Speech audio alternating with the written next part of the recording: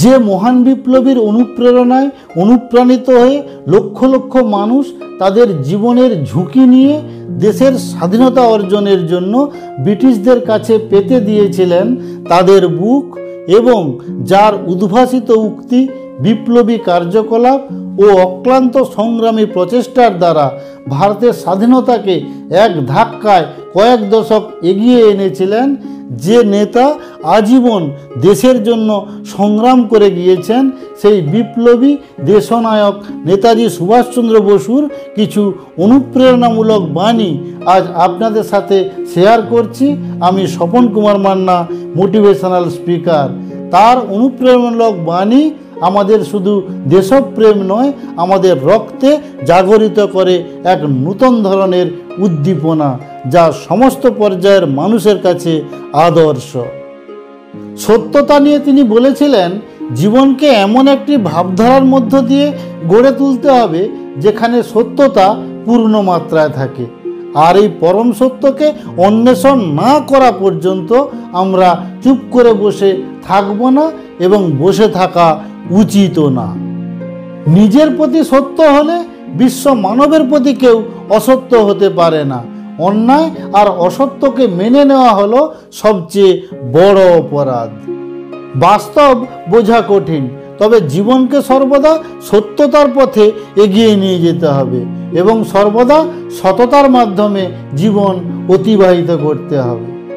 জীবন মানেই সংগ্রাম, সংগ্রাম করেই জীবনে বাঁচতে হয়।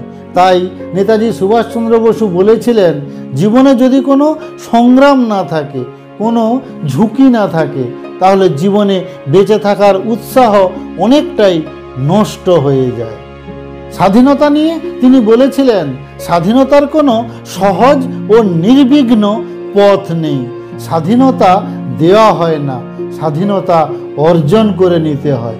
Freedom is not given, it is taken.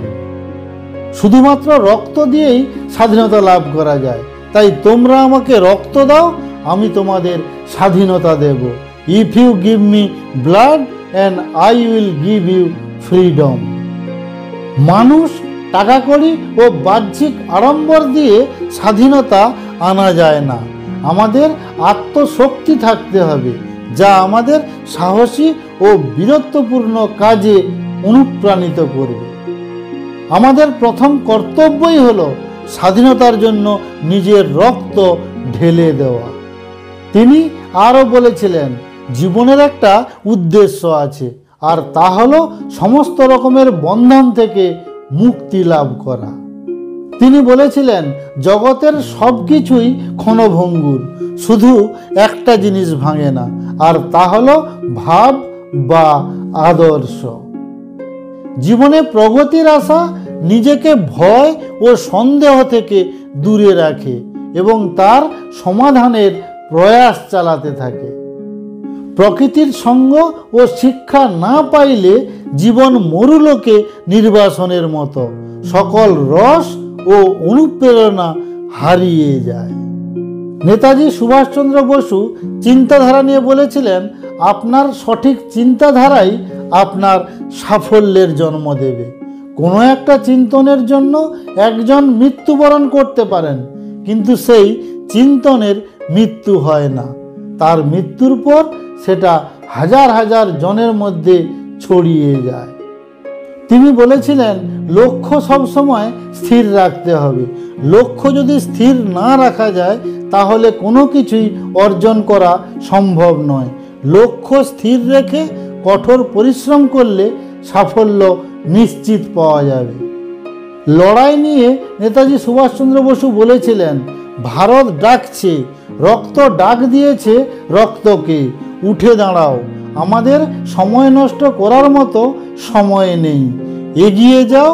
যদি ভগবান চান, তাহলে আমরা শহীদের ন্যায় মৃত্যুবরণ করব। বাঙালি সম্পর্কে তিনি বলেছিলেন, নরম মাটিতে জন্ম নিয়েছে বলেই বাঙালির এমন সরল প্রাণ। মানুষ যতদিন বেপরোয়া, ততদিন সে প্রাণবন্ত। সমস্যা নিয়ে তিনি বলেছিলেন, আমাদের সবচেয়ে বড় জাতীয় সমস্যা হলো দারিদ্রতা, অশিক্ষা এবং রোগ। যেই দিন মানুষের সামাজিক চেতনাবোধ জাগ্রত হবে, সেই দিন সব সমস্যার সমাধান হবে। তিনি বলেছিলেন, আলোচনার মাধ্যমে কোনো বড় পরিবর্তন ইতিহাস কখনো লাভ করেনি। সৈনিকদের নিয়ে নেতাজি সুভাষচন্দ্র বসু বলেছিলেন, সত্যিকারের সৈনিকের সামরিক এবং আধ্যাত্মিক দুই রকমেরই প্রশিক্ষণের প্রয়োজন। একজন সৈনিকের তিনটি জিনিসের উপর নিজেকে বিশ্বাস রাখতে হবে: আনুগত্য, দায়িত্ব এবং বলিদান। যদি সত্যি নিজেকে অপরাজেয় করতে চান, তাহলে এই তিনটি আদর্শকে নিজের অন্তর থেকে জাগ্রত করতে হবে। আজাদ হিন্দ ফৌজ সম্পর্কে নেতাজি সুভাষচন্দ্র বসু বলেছিলেন, আমরা যখন দাঁড়াবো, আজাদ হিন্দ ফৌজকে গ্রানাইটের দেওয়াল হয়ে দাঁড়াতে হবে। আমরা যখন মার্চ করব, আজাদ হিন্দ ফৌজকে স্টিম রোলার হতে হবে। নেতাজি সুভাষচন্দ্র বসুর এই বাণী ও চিন্তাধারাকে আমরা যুগ যুগ ধরে এগিয়ে নিয়ে যাব এবং আমাদের জীবন গঠনের পথে তার এই বাণীগুলি আমাদের চলার পথের পাথেয় হয়ে থাকবে। আমরা সবসময় তাকে অন্তরের শ্রদ্ধার সহিত স্মরণ করব। আর সেই সঙ্গে সঙ্গে আজকের ভিডিও এই পর্যন্ত। ভিডিও যদি ভালো লেগে থাকে তাহলে অবশ্যই এটা লাইক করবেন, কমেন্ট করবেন, শেয়ার করবেন এবং এখন যদি আমার চ্যানেলটাকে সাবস্ক্রাইব না করে থাকেন তাহলে এটা সাবস্ক্রাইব করে সঙ্গে থাকবেন। সবাই ভালো থাকবেন, সবাই সুস্থ থাকবেন। নমস্কার।